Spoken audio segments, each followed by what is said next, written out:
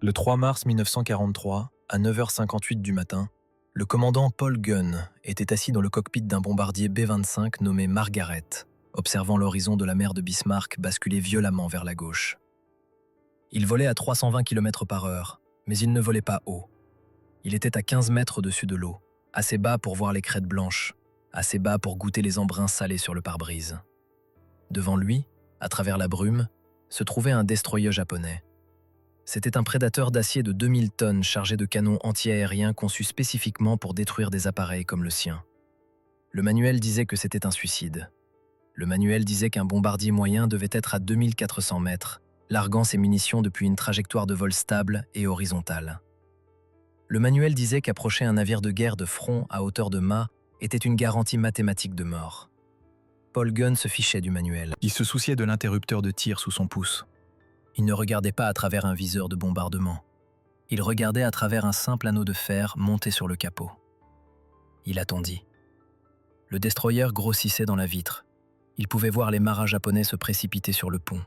Il pouvait voir les canons de leurs canons automatiques de 25 mm pivoter, se verrouillant sur son nez. La distance se réduisait, 900 mètres, 730 mètres. Les ingénieurs en Californie lui avaient dit que cela ne fonctionnerait pas.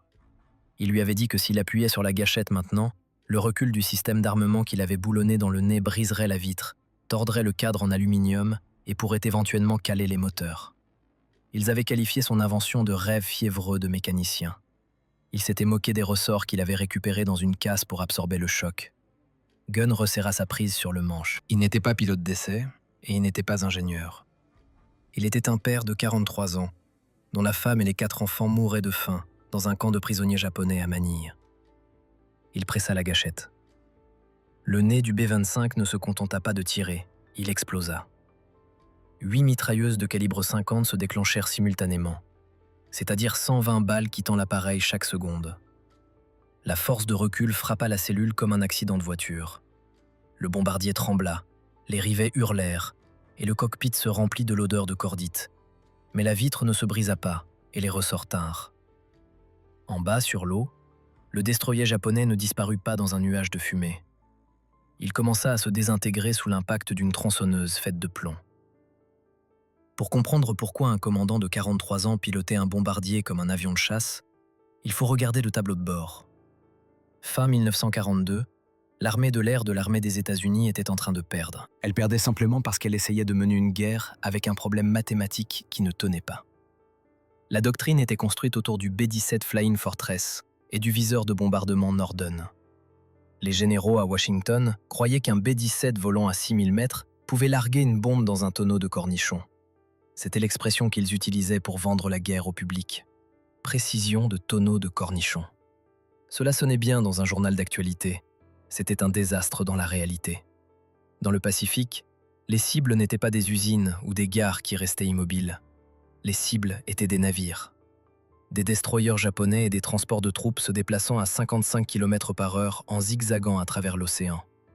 Quand un B-17 larguait une bombe depuis 6000 mètres, il fallait à cette bombe près de 40 secondes pour toucher l'eau. En ces 40 secondes, un capitaine japonais pouvait tourner son navire, fumer une cigarette et regarder la bombe éclabousser inoffensivement dans la mer à 800 mètres de là. Les statistiques étaient humiliantes. Durant la première année de la guerre, les bombardiers à haute altitude avaient un taux de réussite contre les navires en mouvement de moins d'1%. Ils brûlaient des millions de litres de carburant d'aviation pour tuer des poissons. Pendant ce temps, les Japonais faisaient fonctionner le Tokyo Express. C'était un convoyeur de convois rapides transportant des milliers de soldats en Nouvelle-Guinée. Ils renforçaient leur garnison à Lae et Salamaua, construisant un mur de forteresse au nord de l'Australie. S'ils débarquaient assez d'hommes, ils posséderaient les pistes d'atterrissage. S'ils possédaient les pistes d'atterrissage, ils pourraient bombarder l'Australie jusqu'à la soumission. Le commandant allié dans le Pacifique Sud-Ouest, le général George Kenney, regarda les rapports et réalisa la vérité. Ces bombardiers lourds étaient inutiles contre la navigation. Il n'avait pas besoin d'un scalpel qui fonctionnait depuis 8 km de haut. Il avait besoin d'une masse qui fonctionnait à bout portant. Kenney avait un problème cependant. Il n'avait pas d'avion d'attaque dédié. Il avait le B-25 Mitchell. Le Mitchell était un bon avion, un bombardier moyen, rapide et robuste. Mais il était conçu pour la mauvaise guerre. Il avait un nez en verre où un bombardier s'asseyait sur un petit tabouret en regardant à travers un viseur optique délicatement calibré. Il transportait quelques mitrailleuses légères pour la défense, pointant principalement vers l'arrière pour effrayer les chasseurs. C'était une plateforme d'armes défensives conçue pour fuir après avoir largué sa charge utile. Kenny avait besoin d'un avion qui fonçait vers le combat. Il avait besoin d'un destructeur de commerce. Entrée, Paul Irving Gunn. Les hommes l'appelaient Papy, parce qu'à 43 ans, il était ancien selon les normes de l'aviation. La plupart des pilotes dans le Pacifique étaient des gamins de 21 ans qui avaient appris à voler dans les champs de maïs de l'Iowa 6 mois plus tôt. Gunn volait depuis les années 1920. Il avait été aviateur naval, puis pilote de ligne civile aux Philippines. Il connaissait la jungle, il connaissait les îles et il connaissait les machines. Mais Papy Gunn n'était pas motivé par le patriotisme ou le devoir. Il était motivé par une rage froide et dure qui terrifiait les jeunes officiers. Quand les Japonais envahirent les Philippines en 1941, Gunn s'était échappé dans un avion endommagé. Sa femme Polly et leurs 4 enfants ne l'avaient pas fait. Ils furent capturés à Manille et jetés dans le camp d'internement de Santo Tomas. Gunn savait exactement ce qui se passait dans ces camps. Il savait pour la famine, la maladie et la brutalité. Chaque jour où la guerre s'éternisait était un jour de plus où ses enfants pouvaient mourir. Il n'avait pas de temps pour la doctrine. Il n'avait pas de temps pour les vols d'essai ou les réunions de comité. Il entra dans le bureau du général Kenney à Brisbane, en Australie, et proposa quelque chose d'insensé. Il voulait prendre le B-25, retirer le bombardier, retirer le viseur de bombardement et transformer le nez en verre en batterie de canon. Il voulait entasser 4 mitrailleuses fixes de calibre 50 dans le nez, plus 2 autres dans des nacelles sur les côtés, plus verrouiller la tourelle supérieure vers l'avant. Il voulait transformer un bombardier moyen en fusil de chasse volant avec plus de puissance de feu vers l'avant qu'un char. Le général Kenney était assez désespéré pour dire oui. Il donna à Gunn un hangar à Brisbane et lui dit de le faire. Mais quand les ingénieurs de North American Aviation, la compagnie qui construisait le B-25, entendirent parler du plan, ils ne dirent pas simplement non. Ils rirent. Ils envoyèrent des notes expliquant les lois fondamentales de la physique au commandant confus. Le nez d'un B-25 était une serre. C'était un cadre léger de bandes d'aluminium tenant des panneaux de plexiglas.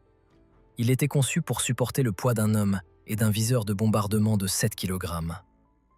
Les ingénieurs expliquèrent les mathématiques de la mitrailleuse Browning M2 de calibre 50.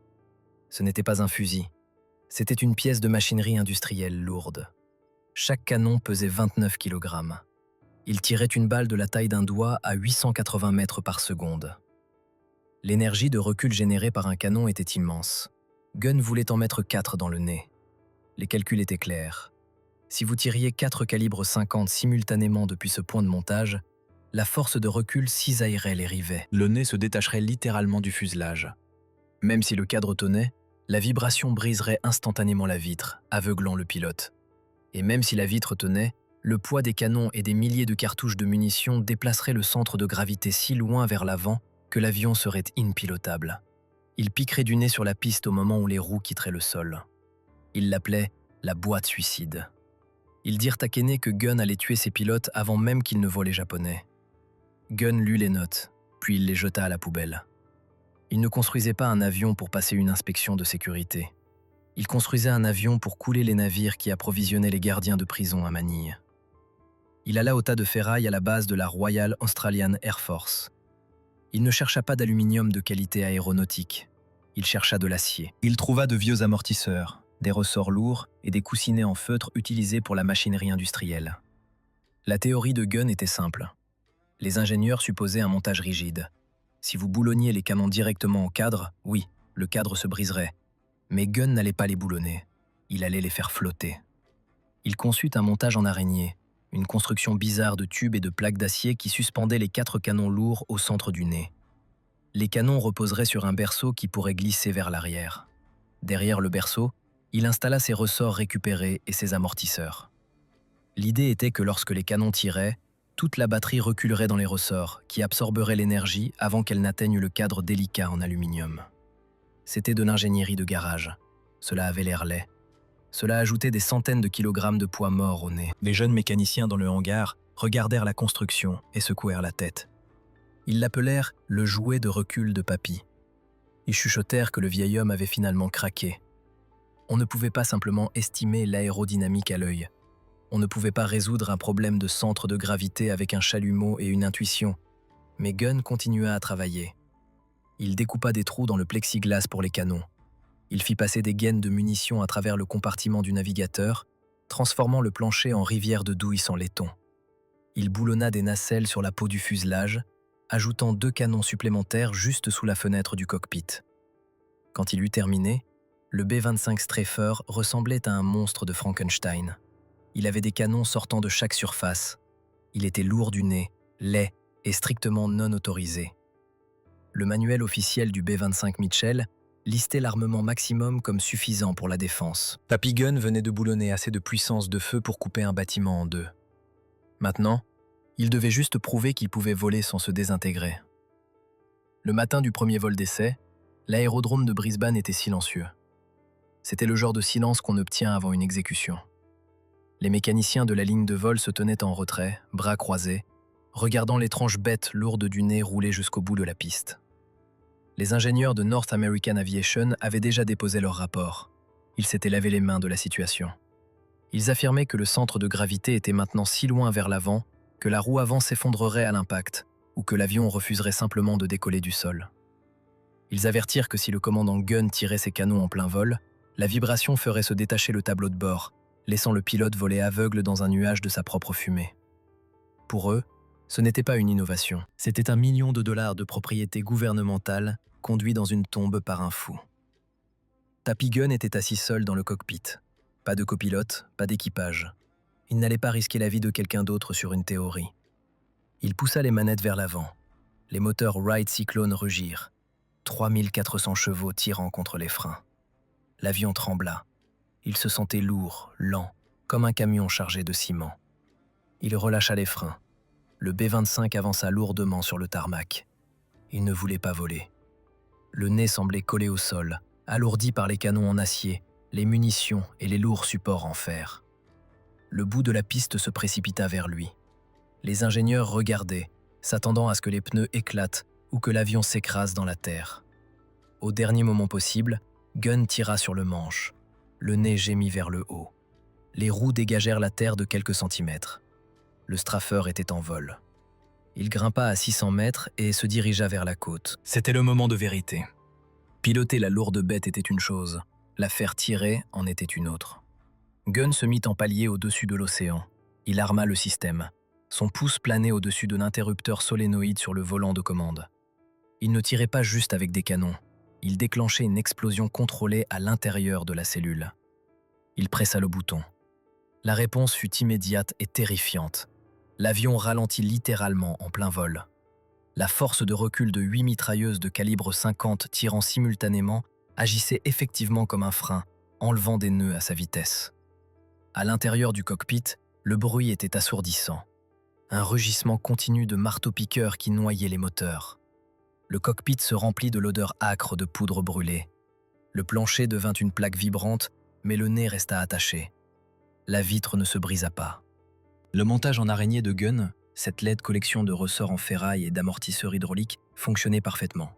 Il absorbait le coup violent des canons, laissant les armes glisser d'avant en arrière de quelques fractions de centimètres, absorbant l'énergie avant qu'elle ne puisse arracher les rivets de la peau en aluminium. Gunn regarda les traceurs décrire un arc vers l'eau. Il ne se dispersait pas comme l'eau d'un tuyau lâche. Il convergeait. À 900 mètres, les flux de plomb se rencontraient dans un cône serré et concentré de destruction. Il ne pulvérisait pas une zone, il perçait un trou. Gunn atterrit l'avion et roula jusqu'au hangar.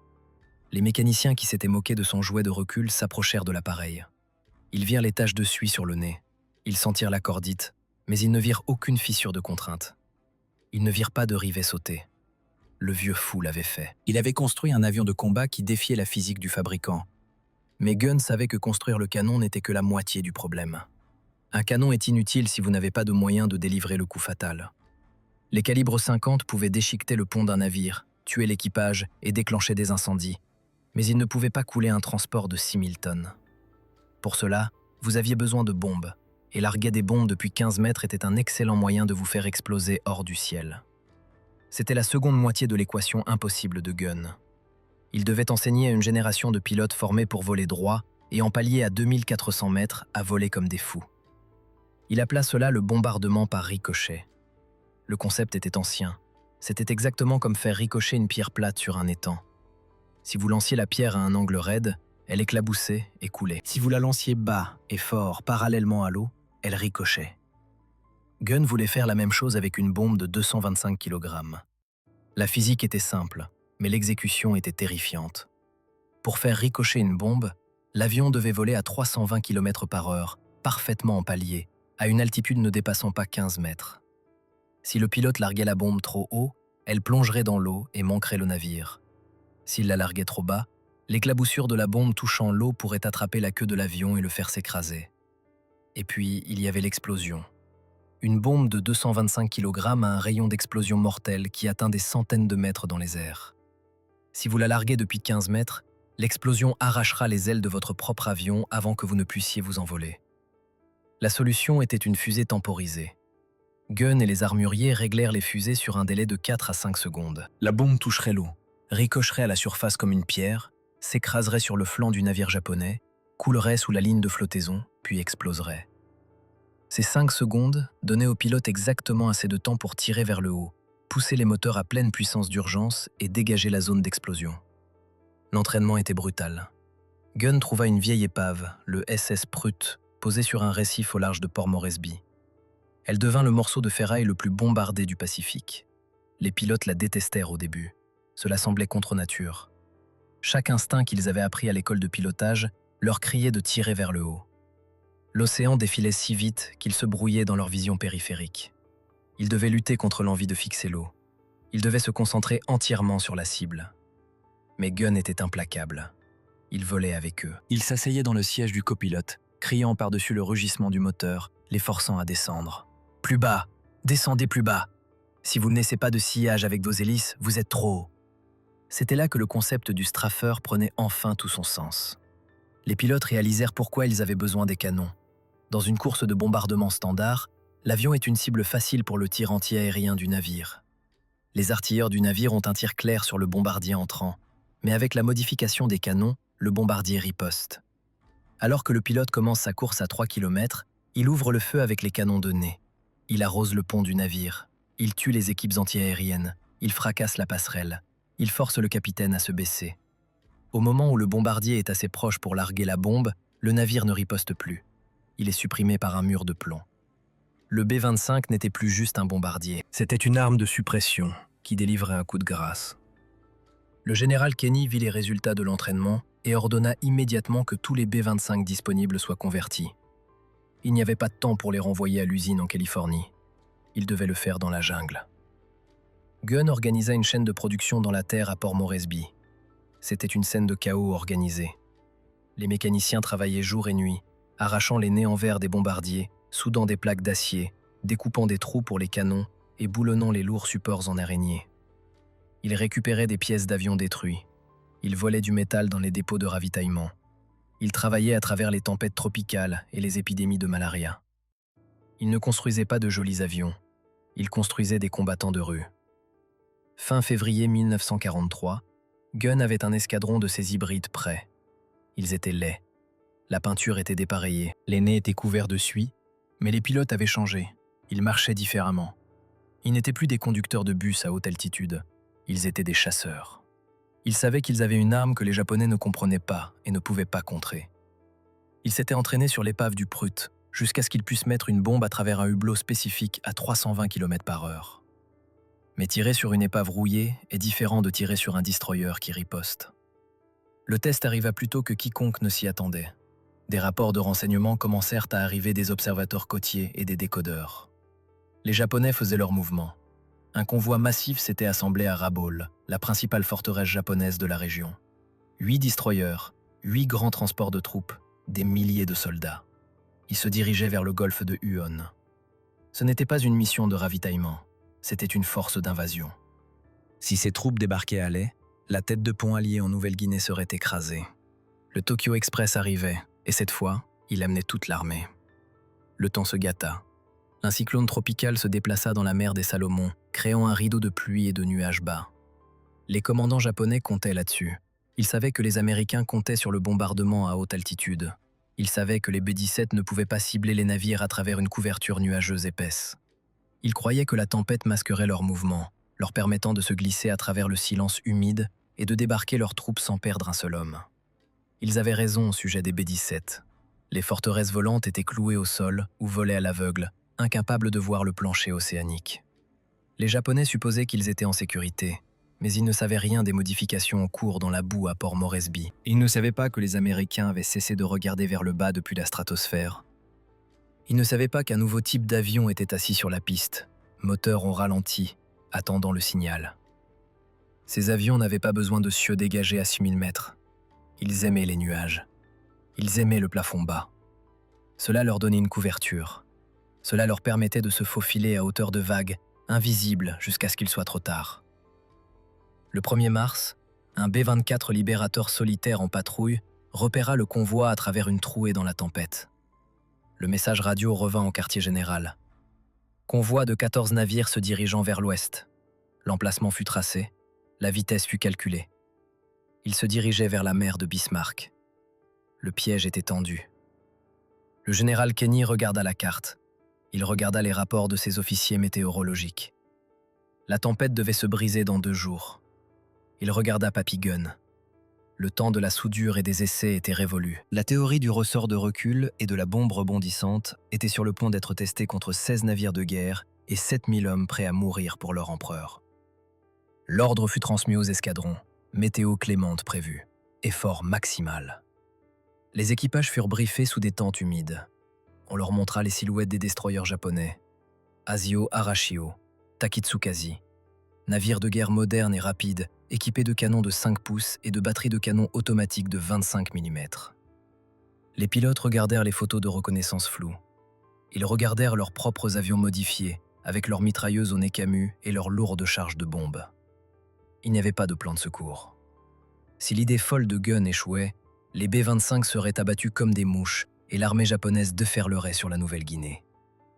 Le matin du 3 mars, les nuages commencèrent à se lever. La mer de Bismarck s'étendait, plate et grise. Le convoi japonais avançait en formation défensive serrée. Les destroyers encerclaient les transports, canons armés, yeux scrutant le ciel en haute altitude, attendant les B-17. Ils regardaient vers le haut. Ils auraient dû regarder vers le bas. À 10 heures du matin, la bataille de la mer de Bismarck cessa d'être une bataille et devint une exécution. Les capitaines japonais sur les destroyers étaient des hommes expérimentés. Ils savaient comment fonctionnait la puissance aérienne américaine. Ils s'attendaient au bourdonnement grave de moteurs lourds à 6000 mètres d'altitude. Ils s'attendaient à voir de minuscules points noirs larguer des bombes qui mettraient 40 secondes à tomber. Leurs timoniers étaient prêts à tourner les roues brusquement à tribord ou à bâbord, esquivant les munitions avec aisance. Ils scrutaient les nuages, attendant les B-17. Ils jouaient une partie d'échecs contre un grand maître qui se déplaçait très lentement. Ils ne réalisaient pas que Papy Gunn avait renversé l'échiquier et sorti un couteau. Le premier signe que quelque chose n'allait pas ne fut pas un son. Ce fut une forme. Hors de la brume à l'horizon, un essaim d'avions apparut, mais ce n'étaient pas les points en haute altitude que les Japonais étaient entraînés à repérer. Ces avions rasaient le pont, volant si bas que leurs hélices soulevaient des embruns à la surface de l'océan. En tête de la charge se trouvaient des chasseurs australiens Bullfighter, de lourds chasseurs bimoteurs avec 4 canons dans le nez. Ils arrivèrent en premier, agissant comme équipe de suppression, mitraillant les ponts des destroyers pour forcer les servants des canons à garder la tête baissée. Puis vinrent les B-25, les mitrailleurs, le 90e escadron, le 38e groupe. Ils arrivèrent en ligne de front, un mur d'aluminium se déplaçant à 320 km/h. À l'intérieur du bombardier de tête, le pilote visa le destroyer Arashio. Le navire japonais était une bête de 2000 tonnes, hérissée d'armement. Dans un engagement normal, le destroyer gagne ce combat. Ses canons principaux de 5 pouces peuvent vaporiser un bombardier à 5 km. Ses canons automatiques de 25 mm peuvent déchiqueter une cellule à 1,5 km. Mais l'Arashio ne pouvait pas tirer avec ses canons principaux sur une cible volant à 3 mètres de l'eau. Les canons ne pouvaient pas s'abaisser suffisamment, et les servants des canons automatiques fixaient les canons de quelque chose qu'ils n'avaient jamais vu auparavant. Le pilote du B-25 actionna l'interrupteur du solénoïde. C'était le moment que les ingénieurs de North American Aviation avaient redouté. C'était le moment où le nez était censé se détacher. Le pilote pressa la gâchette. Le système de ressort de recul, Cette hideuse construction de fortune, faite de ressorts de ferrailleurs et d'amortisseurs, recula violemment. Toute la cellule gémit sous la contrainte. Le cockpit vibra si violemment que les instruments devinrent flous. Mais les rivets tinrent, le verre tint, et du nez de l'avion, un flux continu de balles perforantes incendiaires jaillit. 8 mitrailleuses de calibre 50 tirant simultanément créent une densité de feu difficile à comprendre. Ce ne sont pas seulement des balles, c'est une force physique. Les balles ne frappèrent pas simplement l'Arachio, elles le démontèrent. Elles transpercèrent le blindage d'acier de la passerelle. Elles déchiquetèrent le métal fin des postes de tir. Elles transformèrent le pont en abattoir. Les artilleurs japonais n'eurent pas le temps de viser. Ils furent fauchés là où ils se tenaient. Le système de recul fonctionnait si bien que les pilotes pouvaient maintenir la gâchette enfoncée pendant 3, 4, 5 secondes. Ils pouvaient balayer le tir de la proue du navire à la poupe, l'arrosant comme s'ils nettoyaient une allée.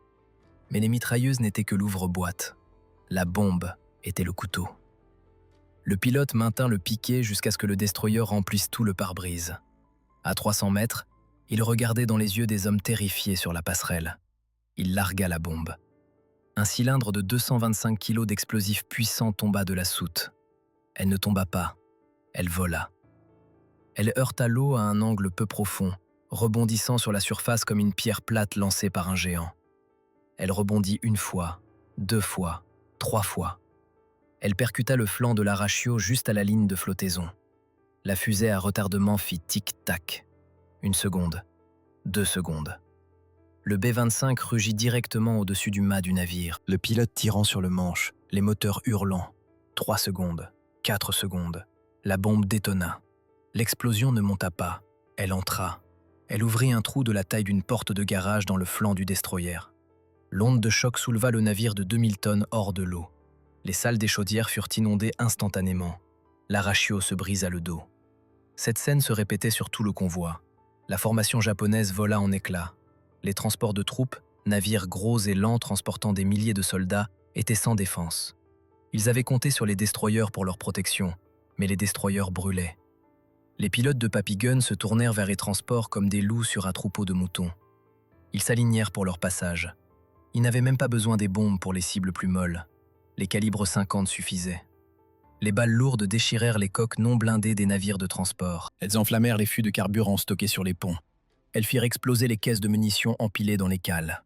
Un pilote de B-25, le commandant Ed Larner, amena son avion si bas qu'il dut se redresser pour éviter de heurter le mât d'un transport. Alors qu'il survolait, son mitrailleur de queue mitrailla le pont depuis l'arrière. Le navire était le Kenyo Maru. Il transportait du carburant d'aviation. Quand les bombes rebondissantes le touchèrent, le navire le coula pas simplement, il se vaporisa. Une boule de feu s'éleva à 300 mètres dans les airs. Le B-25 volant derrière Larner dut traverser la boule de feu. La peinture sur ses ailes se boursoufla sous la chaleur. Le pilote en sortit de l'autre côté, couvert de suie et tremblant, mais toujours en vol. Le concept de destroyer du commerce fonctionnait avec une efficacité terrifiante. La technique du bombardement rebondissant s'avérait mortellement précise. En haute altitude, un taux de réussite de 10% était considéré comme excellent. À hauteur de mât, les B-25 atteignaient un taux de réussite de près de 50%. Ils ne manquaient pas leur cible. Ils plaçaient des bombes dans les salles des machines de navires en mouvement. Les capitaines japonais tentèrent de manœuvrer, tentèrent de zigzaguer, mais on ne peut pas distancer un avion volant à 370 km/h. Les B-25 faisaient simplement un cercle, attendaient que le navire s'engage dans un virage, puis frappaient par le flanc. À midi, la mer de Bismarck était un cimetière. Le destroyer Takitsukaze était immobilisé, en train de couler. L'Asashio brûlait de la proue à la poupe. Les 8 transports étaient touchés. La plupart coulaient ou avaient déjà disparu. L'eau était couverte d'une épaisse couche de pétrole, de débris et de milliers de survivants en difficulté. Les B-25 furent à court de bombes, mais ils ne rentrèrent pas chez eux. Ils revinrent pour des passages de mitraillage. Ils utilisèrent les canons à ressort de recul pour achever les navires estropiés. Ils percèrent des trous dans les canaux de sauvetage. Ils mitraillèrent les champs de débris. C'était un massacre industriel, brutal. C'était la guerre sans pitié. Mais les pilotes se souvenaient des rapports de Bataan. Ils se souvenaient des histoires de prisonniers américains exécutés. Ils se souvenaient de la famille de Papy Gun à Manille. Ils continuèrent à tirer jusqu'à ce que les canons de leurs armes rougissent et que les bandes de munitions soient vides. À la base, les équipes au sol attendaient.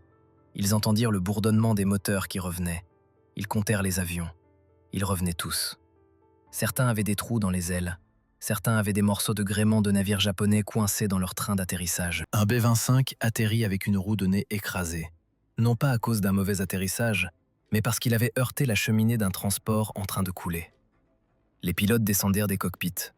Ils étaient trempés de sueur, leurs mains tremblant d'adrénaline et de vibrations. Ils entrèrent dans la hutte de débriefing et jetèrent leur casque de vol sur la table. Le général Kenny regarda les rapports. Il ne pouvait pas croire les chiffres. En une matinée, les boîtes suicides de Papy Gun avaient causé plus de dégâts à la marine japonaise que toute la 5e force aérienne n'en avait fait au cours des 6 mois précédents. Les B-17 en haute altitude, qui avaient également participé au raid, revendiquèrent quelques coups, mais les photos de reconnaissance racontaient la vraie histoire. Les navires avaient des trous dans leurs flancs juste à la ligne de flottaison. C'était la signature de la bombe rebondissante. Les ponts étaient déchiquetés, les passerelles détruites. C'était la signature du nez mitrailleur. La physique impossible du système de recul avait tenu. Les ressorts avaient absorbé l'énergie de centaines de milliers de balles. Les supports ne s'étaient pas fissurés, le verre ne s'était pas brisé. Les ingénieurs qui s'étaient moqués de l'idée, qui avaient écrit les mémos sur le centre de gravité et les fractures de contrainte, étaient silencieux. Les calculs disaient que c'était impossible. L'épave brûlant dans la mer de Bismarck disait le contraire. Ce soir-là, le Tokyo Express cessa d'exister. Le haut commandement japonais à Rabaul était sous le choc. Ils avaient perdu une division entière de troupes. Ils avaient perdu des destroyers vitaux. Ils avaient perdu la capacité de renforcer la Nouvelle-Guinée par mer. Ils envoyèrent un message à Tokyo. L'ennemi a développé un nouveau type de bombardement. Il est extrêmement bas et extrêmement précis. Ils ne savaient pas que c'était l'œuvre d'un commandant de 43 ans, avec un soudeur et une rancune.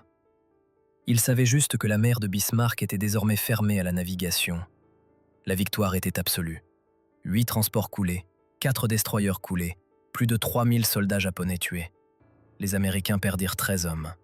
Ce fut l'une des victoires les plus déséquilibrées de l'histoire de la guerre navale. Et elle fut remportée par un avion qui n'était pas censé exister, utilisant une tactique que le manuel qualifiait de suicide, tirant à travers un système de montage fait de ferraille. Papy Gun sortit sur la ligne de vol ce soir-là. Il toucha le nez de son B-25. Le métal était froid maintenant. La suie était épaisse sur l'aluminium. Il vérifia les ressorts du support. Ils étaient comprimés, usés, mais intacts. Il alluma une cigarette et regarda vers le nord en direction des Philippines. Il avait tué beaucoup d'hommes ce jour-là. Il avait coulé beaucoup de navires, mais il savait que ce n'était pas suffisant. Sa famille était toujours à Santo Tomas. La guerre n'était pas finie. Il devrait construire plus d'avions. Il devrait trouver plus de canons. Il devrait tuer plus de destroyers. Et que Dieu aide quiconque lui dirait que c'était impossible. Le silence qui suivit la bataille de la mer de Bismarck fut plus fort que les tirs. Dans les clubs d'officiers à Brisbane et les salles de conseil de North American Aviation en Californie, les rires cessèrent. Le ressort de recul n'était plus une plaisanterie, c'était la nouvelle doctrine. Les ingénieurs qui avaient écrit de longs mémos expliquant pourquoi le B-25 se désintégrerait si on mettait des mitrailleuses dans le nez, devaient maintenant expliquer pourquoi un mécanicien dans la jungle avait surpassé tout leur département de conception. Ils n'envoyèrent pas d'excuses. Ils envoyèrent une équipe de dessinateurs avec des mètres rubes. Ils arrivèrent à l'atelier en plein air de Gun, à Port Moresby, transpirant dans leurs uniformes propres, tenant des porte-blocs. Ils grimpèrent sur les B-25 couverts de suie. Ils mesurèrent l'épaisseur des plaques d'acier. Ils esquissèrent les supports d'araignées soudés et laids. Ils tâtèrent les amortisseurs récupérés. Ils réalisèrent que bien que les calculs disaient que cela ne devrait pas voler, la physique du combat disait que c'était le bombardier moyen le plus mortel au monde. Les représentants de l'usine firent exactement ce que les hommes intelligents font quand ils ont été battus. Ils volèrent l'idée. Ils emballèrent leurs dessins, retournèrent aux États-Unis en avion et commencèrent à construire le B-25J.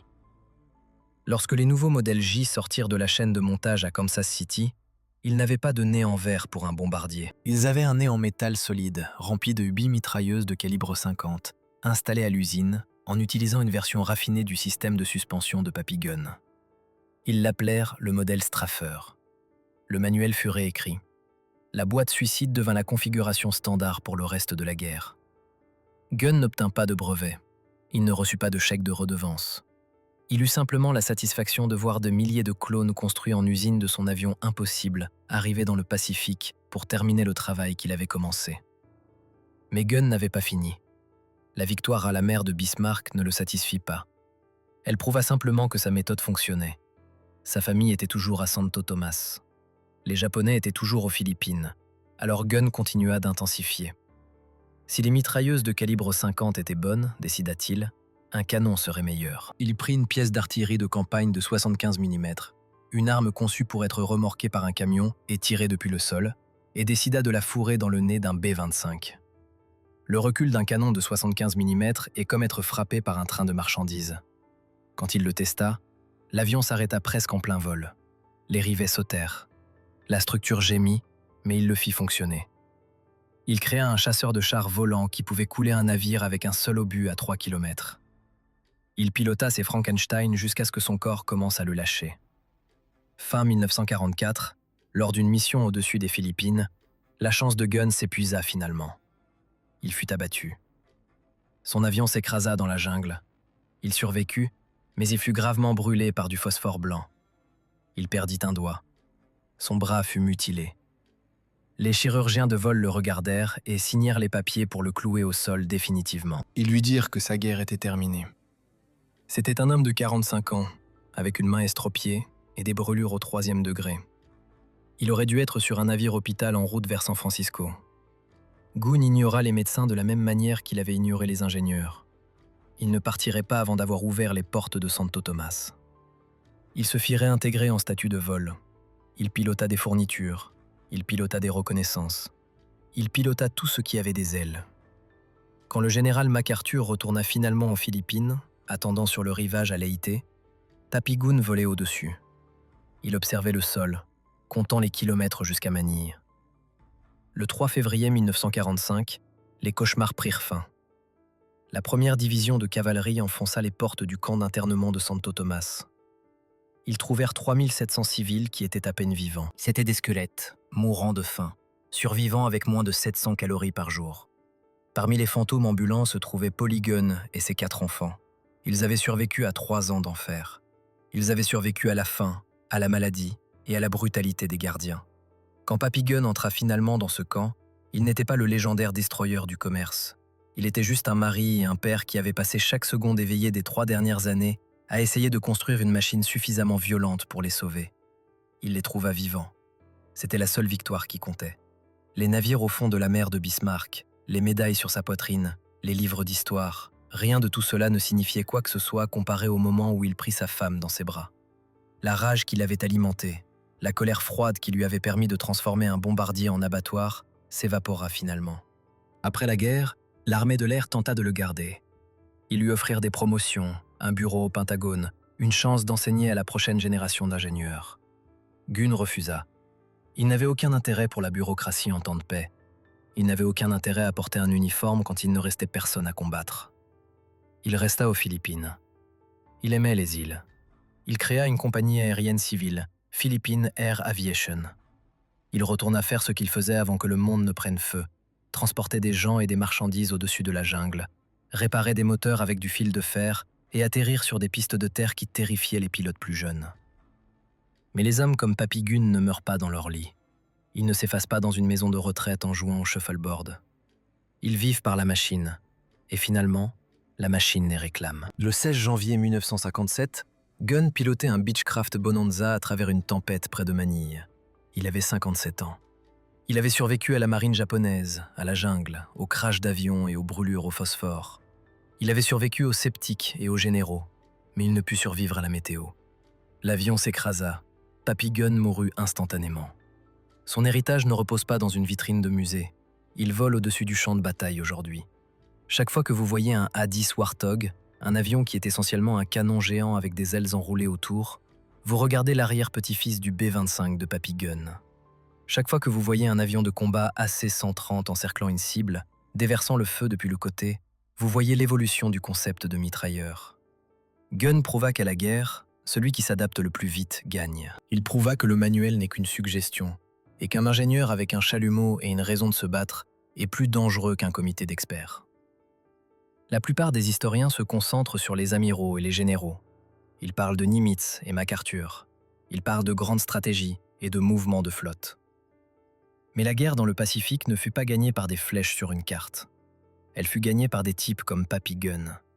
Des hommes qui regardèrent un problème, réalisèrent que la solution officielle allait les faire tuer et construisirent leur propre solution avec de la ferraille.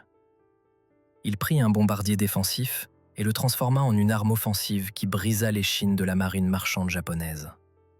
Il le fit pendant que tout le monde lui disait qu'il était fou. Il le fit pendant qu'il se moquait de son ressort de recul. Et il le fit pour la raison la plus simple de toutes. Il voulait juste récupérer ses enfants. Si cette histoire vous a ému, si vous croyez que l'innovation vient souvent des types aux mains sales plutôt que des types en costume, faites-moi une faveur et appuyez sur ce bouton j'aime. Cela indique à l'algorithme que ces histoires comptent. Cela nous aide à trouver plus de légendes oubliées comme Papy Gunn. Et assurez-vous d'être abonné. Nous fouillons les archives chaque jour à la recherche des hommes et des femmes qui ont changé l'histoire avec rien d'autre que du cran et un refus d'abandonner.